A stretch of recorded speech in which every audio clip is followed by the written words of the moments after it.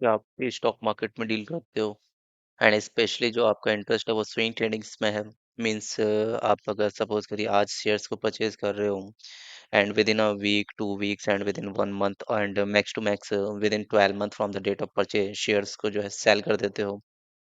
So in that case section 111A of income tax act 1961 में be applicable on you. जी हाँ, मैं से बोल रहा हूँ may be applicable on you क्योंकि इसकी कुछ कंडीशंस है जो कि फुलफिल होना मैंडेटरी है।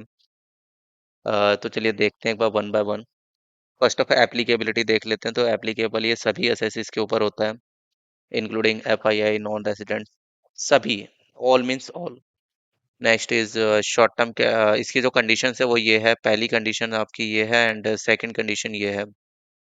सो पहली कंडीशन में बोला गया है कि जो शॉर्ट टर्म कैपिटल गेन है वो अराइज होना चाहिए on transfer of short term capital asset. और जो शॉर्ट टर्म कैपिटल एसेट जब मैं बोल रहा हूँ तो उसका क्या मतलब है? उसका मतलब ये होता है कि इक्विटी शेयर्स हो सकते हैं कंपनी के, units of equity oriented mutual fund हो सकते हैं, या फिर यूनिट्स ऑफ बिजनेस ट्रस्ट हो सकते हैं। एंड इट मीन्स दोनों कंडीशन कम्युलेटिवली सेटिस्फाई होनी चाहिए जब भी सेक्शन 111A एप्लीकेबल होगा। सेकंड कंडीशन है transaction of sale is chargeable to STT. Second condition का सिंपल सा मीनिंग है कि जो भी आप ट्रांजैक्शन कर रहे हो वो रिकॉग्नाइज स्टॉक एक्सचेंज पे होनी चाहिए।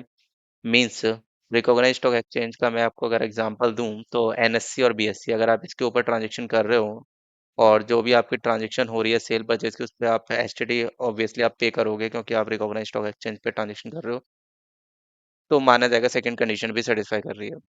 And in case both the condition satisfied cumulatively then in that case section 111A of income tax act 1961 is applicable on you.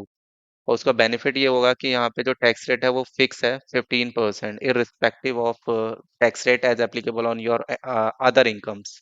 Suppose करिए आपकी अदर इनकम है जिसके ऊपर टैक्स रेट एप्लीकेबल हो रहा है 30% का, एंड प्लस में आपको शॉर्ट टर्म कैपिटल गेन से भी इनकम हो रही है जिसके ऊपर सेक्शन 111A एप्लीकेबल है। तो वो वाली इनकम जो है वो आपको हो रही है सपोज करिए 2 लाख की। तो उस पर फिक्स आपका टैक्स रेट लगेगा 15% इररिस्पेक्टिव ऑफ अदर इनकम। आपकी अदर कितनी भी इनकम हो, 1 करोड़ हो 2 करोड़ हो कोई मतलब नहीं है, लेकिन जितनी भी इनकम 111A के अंदर कवर होंगी सभी के ऊपर सिर्फ और सिर्फ 15% का टैक्स रेट एप्लीकेबल होगा। नेक्स्ट इसकी है इसमें एक इम्पोर्टेंट पॉइंट है। सेक्शन तो यहाँ पे कंप्लीट हो गया है। तो ये आपका इसका एक इम्पोर्टेंट पॉइंट है कि जितनी भी चैप्टर 6A की डिडक्शन होती है, से फॉर एग्जांपल आपका 80C की जो डिडक्शंस हैं और इसी की तरीके से जो अदर डिडक्शंस होती हैं वो सभी आप डिडक्शन नहीं ले सकते against short term capital gain जो कि रेफर्ड है अंडर सेक्शन 111A। नेक्स्ट, अगर एसएससी जो है वो रेसिडेंट इंडिविजुअल है या फिर एचयूएफ है तो उस केस के अंदर स्लैब रेट का बेनिफिट मिल जाएगा।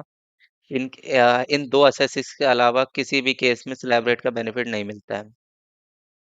And last and final last point में ये बोला गया है कि इन केस अगर आपको कोई शॉर्ट टर्म गेन अराइज हो रहा है from short term capital asset से, बट जो शॉर्ट टर्म कैपिटल एसेट है वो अदर देन है जो कि सेक्शन 111A में मेंशन है, उसके अलावा अगर कोई और शॉर्ट टर्म कैपिटल एसेट है, से फॉर एग्जांपल अगर यूनिट्स ऑफ डेप्ट ओरिएंटेड फंड हो गए, ठीक है, तो वो यहाँ पे कवर नहीं होते हैं। बॉन्ड्स वगैरह वो यहाँ पे कवर नहीं होते हैं।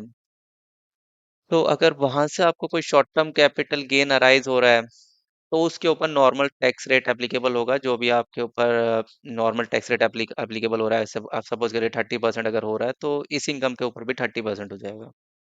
एंड लास्ट एंड फाइनल ये एक बस यहाँ पे ये बताया हुआ है कि शॉर्ट टर्म का मतलब क्या है।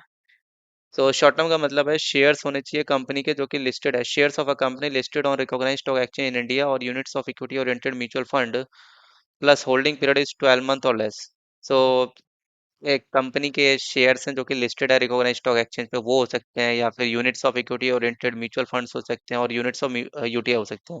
प्लस जिसका होल्डिंग पीरियड में ना मतलब होता है कि जहाँ जिस डेट को आप परचेज कर रहे हो उस डेट से जिस दिन आपने उसे सेल किया उस डेट तक क्या उसका जो होल्डिंग पीरियड है वो 12 मंथ है या फिर उससे कम है। अगर है तो उसको शॉर्ट टर्म कंसिडर किया जाएगा और वो short term capital asset consider किया जाएगा। उसके बाद आप ये दो कंडीशन चेक कर लीजिएगा फर्स्ट टू।